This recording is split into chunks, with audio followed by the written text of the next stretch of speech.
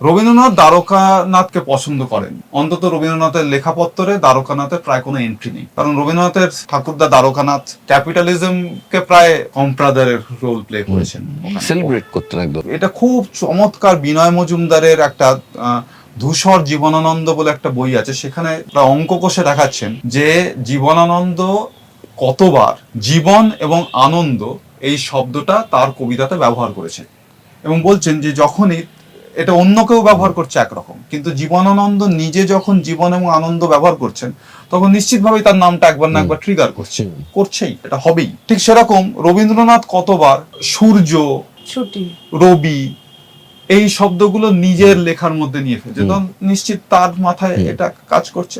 রবীন্দ্রনাথের কতকগুলো আইডিয়া নিয়ে বারংবার বারংবার বারংবার লেখালেখি করেছেন, যেমন যেটা বললো ছুটি, বহু লেখাতে আসছে, রক্তকরবীতে আসছে, গল্পটাতে ইটসেলফ আসছে, ডাকঘর, ছুটি, এই যে ছুটির ধারণা, তা এইটা রবীন্দ্রনাথের ফিরে ফিরে আসা কতগুলো ধারণার মধ্যে একটা, তার মধ্যে একটা হচ্ছে যে উনি এই নাটকটার মধ্য দিয়ে ব্রুটাল ক্যাপিটালিজমকে চ্যালেঞ্জ করছেন।